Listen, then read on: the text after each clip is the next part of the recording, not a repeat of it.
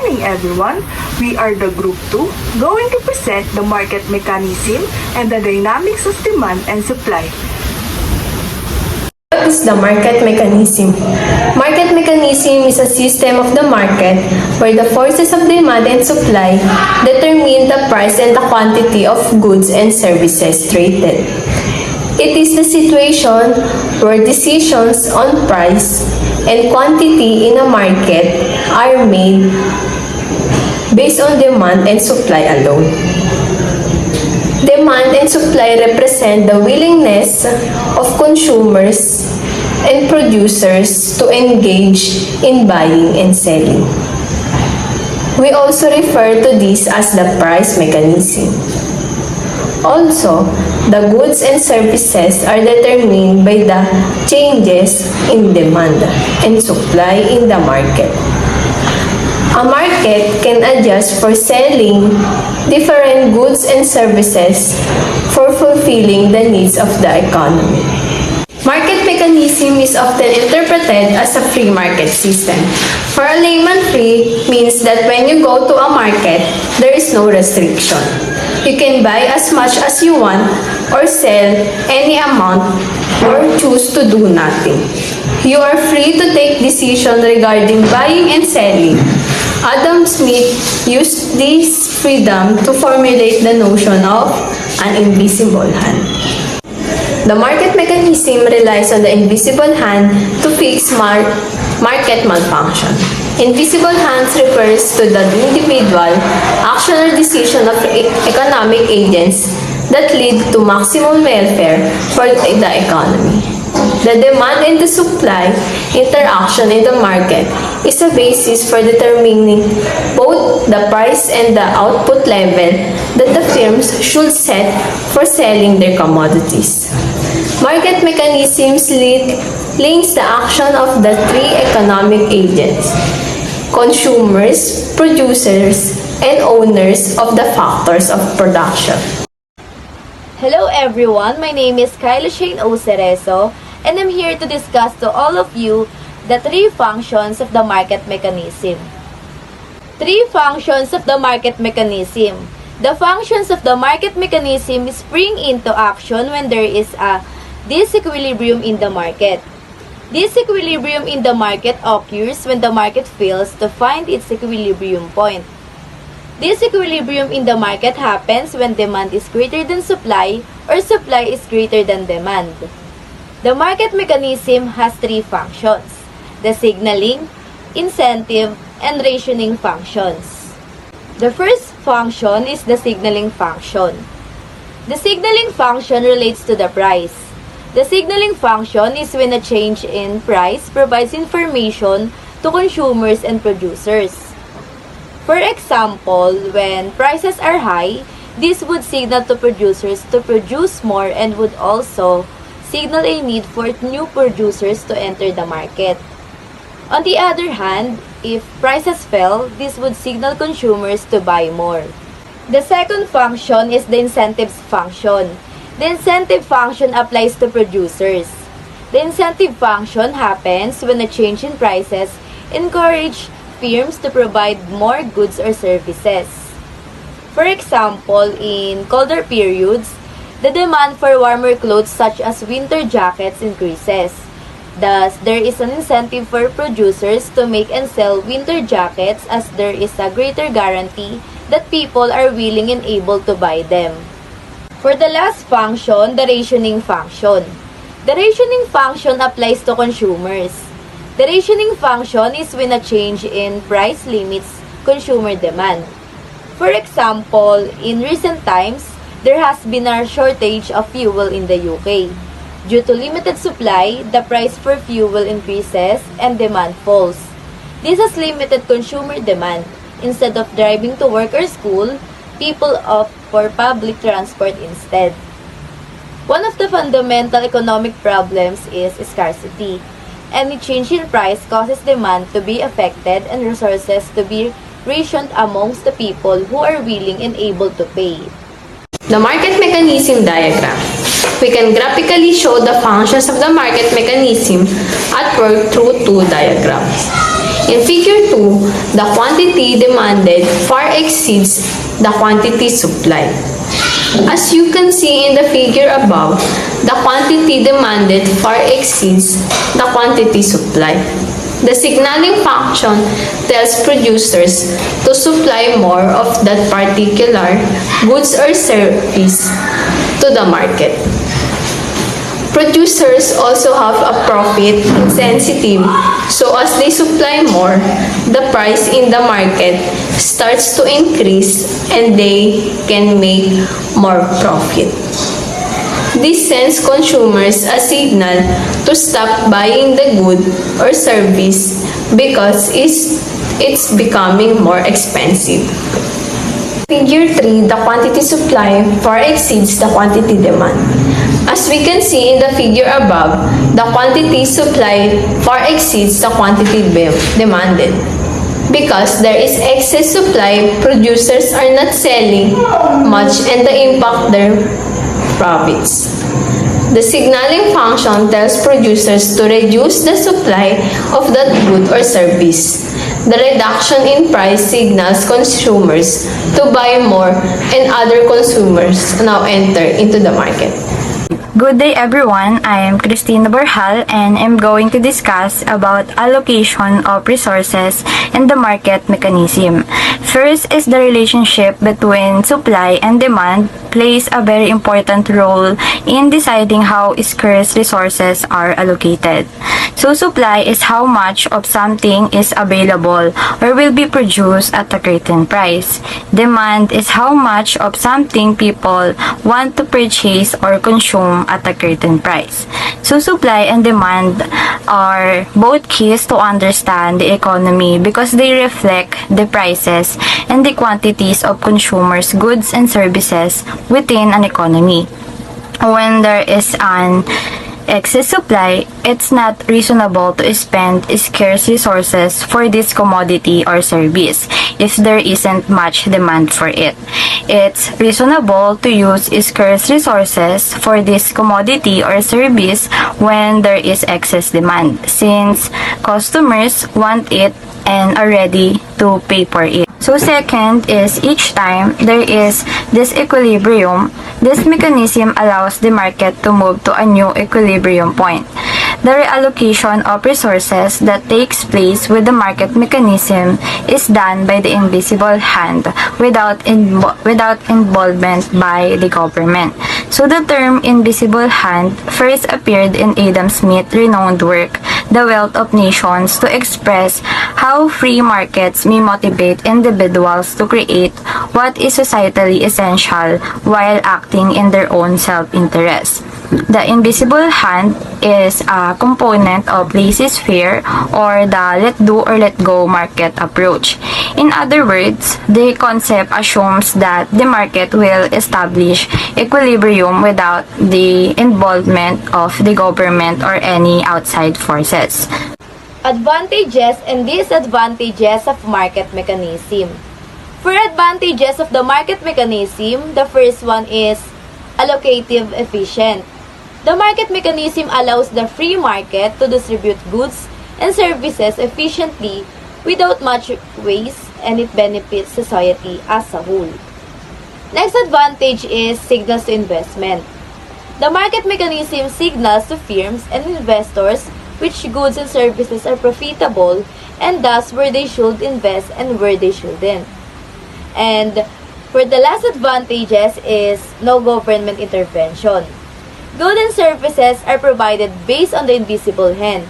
Producers are free to produce whatever they want, and consumers are free to buy whatever they want, without the need for government intervention. For disadvantages of the market mechanism, the first one is market failure. When there is no profit incentive to produce a particular good or service like healthcare or education, producers will not produce it, even if there is a necessity for it or high demand. Because of this, many vital goods and services are underproduced by the free market, thus leading to market failure. The second disadvantage is monopoly. In the real world, there is sometimes only one seller of a good or service. Because of the lack of competition, they control the prices and supply of that good or service. Especially if this is a necessary good or service, consumers still have to buy it even if the price is too high. And for the last disadvantage is wastage of resources. In theory, there should be little to no wastage of resources as they are efficiently distributed. But in the real world, that is not always the case. Most firms value profits over efficient processes, and this results in waste of resources. So next is market failure and government intervention. Market failure is when there is an inefficient distribution of goods and services in the pre-market. Market failure can occur for various reasons. First is externalities. So when we say externalities happen when the production or consumption of a thing has an influence on the third parties who are not directly involved in the transaction. Externality can either positive or negative. They can also happen as a result of productions or consumption. So next is demerit and merit goods. A demerit good is one that can have a negative impact on the consumer. Although these negative consequences are often unnoticed or ignored by the consumer, demerit goods typically have negative externalities, which occur when consumption has a negative impact on a third party. Example of demerit goods are alcohol, cigarettes, drugs, and junk foods. So next is public goods. A public good is frequently, though not always, underprovided in a pre-market because its non-rivalry or non-excludability traits create an incentive not to pay. Firms may not supply the good in a pre-market because they have problems charging customers for their use. The problem with public goods is that they have a pre-market rider problem. This means that it is not possible to prevent anyone from enjoying a good once it has been provided. Therefore, there is no incentive for people to pay for the good because they can consume it without paying for it. Lastly is monopoly power. When a company enjoys market dominance in an industry, it has monopoly power. For example, a market share of greater than 40%, monopoly power abuse might include rising prices or restricting output. Monopoly power abuse can result in deadweight welfare loss, less choice, and the problems for suppliers. Next is government failure. When market failures occurs, government intervention is important. It enables the corrections of market failure and the achievement of social and economic goals both as an economy and on a personal level. However, government intervention can also have negative effects on the market. This is known as government failure. So when we say government failure, it's a situation where government intervention in the economy creates inefficiency and lead to the misallocations of resources. Government failure can occur due to first is poor incentives in public sector. There is limited or no profit motivation in the public sector. Inefficiency can occur when employees and management lack incentives to improve services and save expenses. For example, the public sector may be more prone to overstaffing because of the political consequences connected with the unemployment. The government may be hesitant to lay off workers. So next is lack of information. Politicians may lack knowledge on the sorts of service to provide and may not be expert in their department. So next is unintended consequences.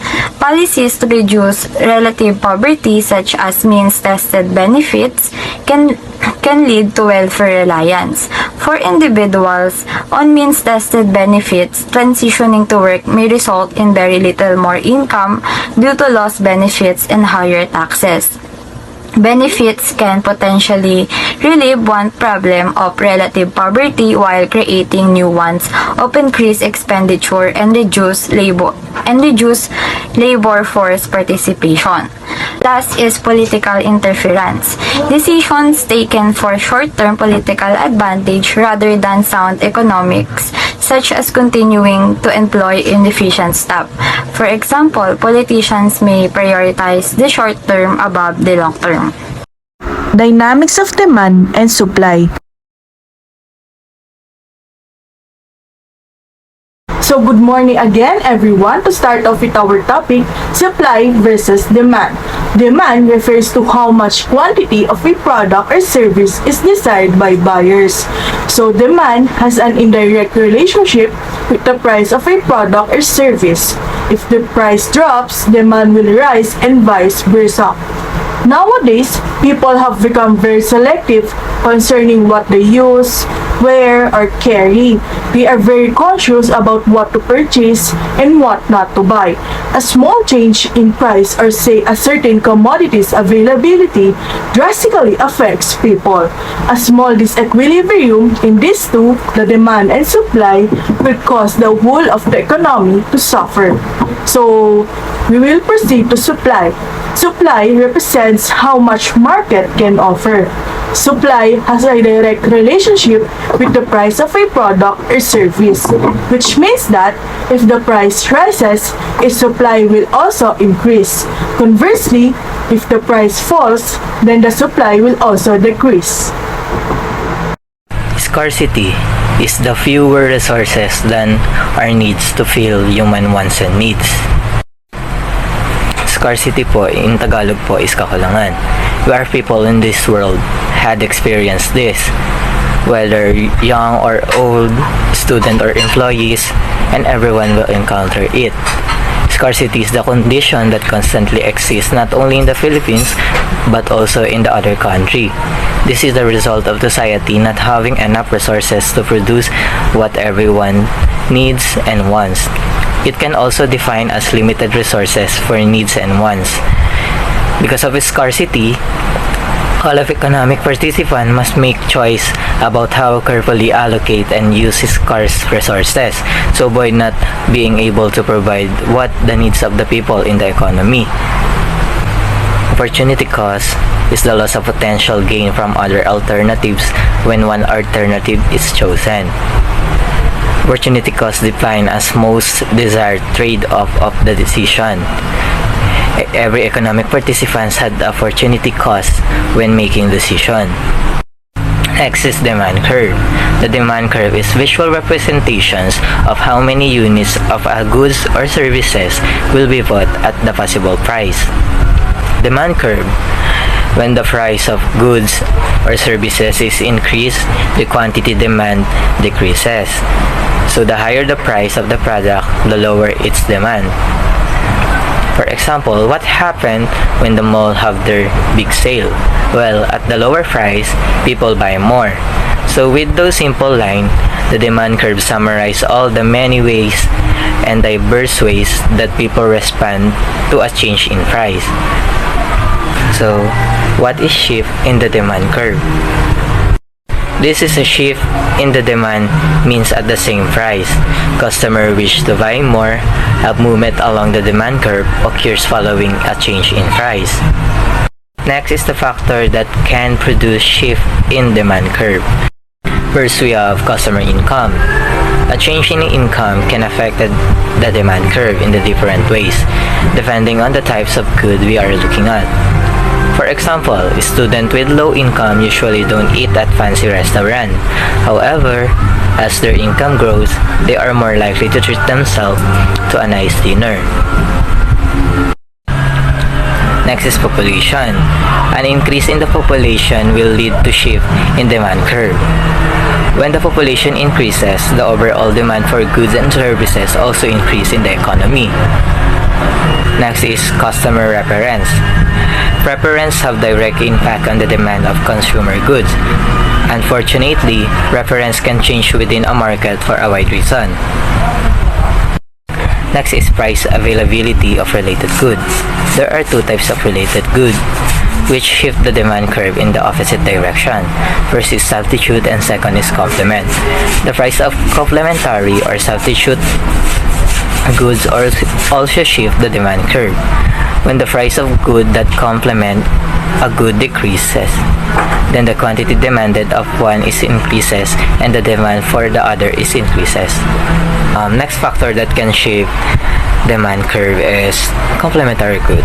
A complementary good is the product or services that add value to another. In other words, complementary good are those goods which are used together to satisfy the given one. This is the product that are sold separately but used together. For example, gas and car, cereals and milk. Last factor that can shift demand curve is the substitute goods. Refers to the product or services that consumers see as essentially the same or similar enough to another product. For example, butter and margarine. When the price of good rise, it becomes more expensive related to other goods in the market. Also, if someone doesn't have access to the car, they can travel by bus or bicycle. Those are example of substitute goods. Types of goods. So there are three types of goods. To start with, normal goods. Normal goods is a concept most people find easy to understand. Normal goods are those goods where as your income goes up, you buy more of them. For example, as a student, you couldn't afford to eat in our restaurants. But when you started earning money, you ate more frequently in our restaurants. So that is a normal good. Next is inferior goods. Inferior goods work the opposite from normal goods. As your income goes up, you buy less of them. When you were a student, you ate ramen because you couldn't afford steaks. When you graduated and began earning money, you bought more steaks and less ramen. So that is inferior goods. Next is Veblen goods. Veblen goods are slightly more complicated. For most goods, we would expect that when the price goes up, you buy less. And when the price goes down, you buy more. Veblen goods work the opposite. When the price goes up, you buy more. So here is an example of a Veblen goods. There are 5 kids and a dad, and they all had to feed on a limited budget which was used to buy meat and potatoes. Meat was more expensive, so they had more potatoes and less meat. When potatoes went up in price, they bought less meat and used that money to buy potatoes.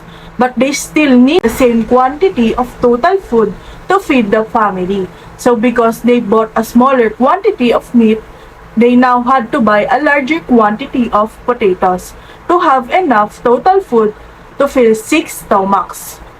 So an increase in the price of potatoes costs to buy more potatoes. So that is a Veblen goods. That's all for the types of goods. Demand elasticity. Demand elasticity refers to how sensitive the demand for a good is to changes in other economic variables, such as the prices and consumer income. The elasticity of demand or demand elasticity measures how demand responds to a change in price or income. It is commonly referred to as price elasticity of demand because the price of the good or service is the most common economic factor used to measure it. An elastic good is defined as one where a change in price leads to a significant shift in demand and where substitutes are available for an item. The more elastic the good will be. The price elasticity of demand is calculated by dividing the percentage change in quantity demanded by the percentage change in price. If the quotient is greater than or equal to 1, the demand is considered to be elastic. If the value is less than 1, demand is considered inelastic. I am J.N. Cabral and I'm going to report the categories of elasticity demand. First is the perfectly inelastic. If demand is perfectly inelastic, then an increase in the price has no effect on reducing demand. This may be good like salt, which is very cheap but essential. And if you can see from the graph, the demand there is like vertical. Next is inelastic demand. Demand is inelastic if a change in price results in only a small change in quantity demanded. In other words, the quantity demanded is not very responsive to changes in price. Example of these are necessities like food and fuel. Consumers will not reduce their food purchases if food prices rise, although there may be shifts in the types of food they purchase. Also, consumers will not greatly change their driving behavior if gasoline prices rise. Next is the unitary elastic. If the elasticity coefficient is equal to 1, the demand is unitarily elastic as shown in the figure. For example, a 10% quantity change divided by a 10% price change is 1. This means that a 1% change in quantity occurs for every 1% change in price. Next is the elastic. Demand is price elastic if a change in price causes a bigger percentage change in demand. It will have a PED of greater than 1. To compute the PED or the price elasticity demand, you have to divide the percentage change in quantity demand over the percentage change in price. Lastly is the perfectly elastic. If demand is perfectly elastic, it means that at a certain price, demand is infinite. In other words, if a firm increase in the price by 1%, it would see all its demand evaporate. If demand is perfectly elastic, then demand will be horizontal. That's all. Supply curve. The supply curve graphic representation of the relationship between product price and quantity of product that a seller is willing and able to supply. Supply curves are an essential tool for understanding the law of supply. They show in graphical form how, as prices of a good or service increase, producers will increase the quantity they supply. The supply curve shows how much of a good or service seller are willing to sell at any given price. However, it is non-constant over time. Whenever a change in supply occurs, the supply curve shifts left or right. Factors that can produce shifts in supply curve. The first one is the size of industry. It is the market size that made up of the total number of potential buyers of a product or service within a given market, and the total revenue that these sales may generate. Under reasonable assumptions, an increase in market size leads to an increase in the quantity traded. Even assuming there are no changes to the market supply curve, if the supply curve slopes upward, an increase in market size leads to an increase in the market price. The next one is the technological process. The use of advanced technology in the production process increases productivity, which make the production of goods or services more profitable. As a result, the supply curve shifts right, and supply increases. The third one is the seller expectations. The seller expectations of the future have a significant impact on supply, or more specifically, their expectations of future prices or other factors that affect supply. If sellers expect prices to increase, they may decrease the quantity currently supplied at a given price in order to be able to supply more when the prices increases, resulting in a supply curve shifts to left. The next one is the price inputs.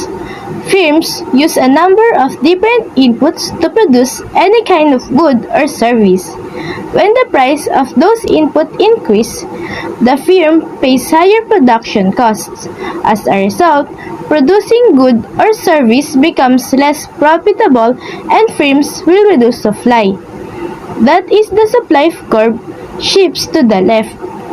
By contrast, a decrease in input prices reduces production costs and therefore shifts the supply curve to the right. The last one but not the least is the price of related outputs. If a firm faces higher cost of production, then it will earn lower profits at any given selling price for its products.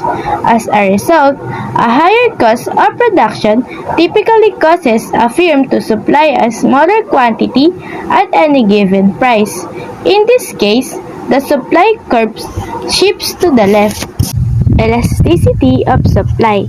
The elasticity of supply establishes a quantitative relationship between the supply of a commodity and its price.